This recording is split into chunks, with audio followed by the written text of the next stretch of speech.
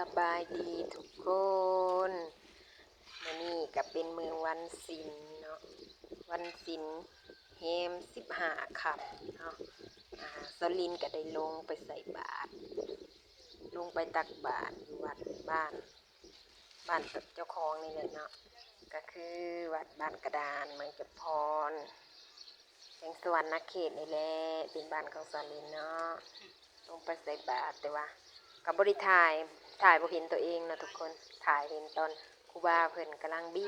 ณฑบาตอยู่เนาะออกต้นญาติโยมก็ลงมาใส่พร้อมเพียงแห่งหน้ากันหลายครอบหลายครัวก็ลงมาเนาะมีฮอดตัวเล็กเนาะตัวเล็กก็ลงมาใส่บาตรนำคือกันเนาะหลังจากใส่บาตรแล้วเนาะหลังจากใส่บาตรแล้วก็สลินก็ได้ไปขอพรเนาะไปขอพรอยู่บ่อนที่ว่าอยู่อันวัดพระธาตุโพนเนาะบ่อนศักดิ์สิทธิ์ซึ่งทราบบ่อนคนเคยไปสักการะบูชาเป็นที่พึ่งทางใจนั่นแหละเนาะของไปของมันสนิทก็ได้ไปกับนัตตี้นำเนาะนัตตี้ก็พอจูงแขนเข้าไปอยู่ก่อนจะเข้าไปเขาก็ก่อนจะเข้าไปไหว้เขาก็ได้เข้าไปซื้อดอกไม้ก่อนเนาะซื้อดอกไม้ซื้อคันมักเบงเนาะแต่ว่าคันมักเบงเดี๋ยวนี้กันขึ้นราคาเลยเนาะทุกคนตะกี้ฮะอันคูนึงคูใหญ่เนาะ10,000คูน้อย5,000แต่ว่าเดี๋ยวนี้คูน้อย1,000แล้วคูใหญ่ก็15,000แต่ว่าดอกไม้มีทูบเอาไปบูชายังราคาเก่าเนาะ5,000คือเก่าอยากได้ถูกได้เทียนแล้วก็ไปขอพรบัดนี้ที่บนต้นนาพระธาตุโพนนี่เพิ่นเฮ็ดใหม่เลยเนาะแบบว่า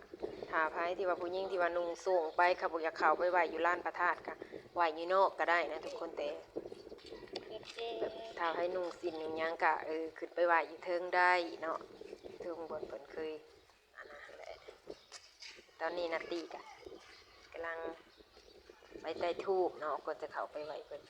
ครับเพิ่นเพราะว่าเพิ่นมีบอนใต้ธูปให้มีหลุมหั่นเนาะจะได้เข้าไปใต้ธูปก่อนใต้ธูปแล้วค่ะ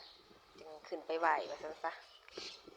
ใต้ธูปใต้เทียนแล้วจึงขึ้นไปไหว้เลยขอพรนำเพิ่นเลยเนาะคนก็หลายมื้อนี้มื้อวันศีลนี่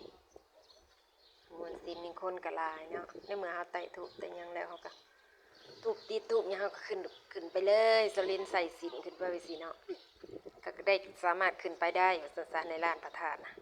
ขึ้นไปไหวอยู่ใกล้ๆกับบนพระธาตุได้เนาะเขาก็ไหว้ขอพรตามเรียกเตอัตยาศัยของไผของมันเนาะแต่ก็เพื่อว่าทุกคนไปขอกันล้วนแต่ขอพรสิ่งดีๆมาทุกคนนั่นแหละเนาะ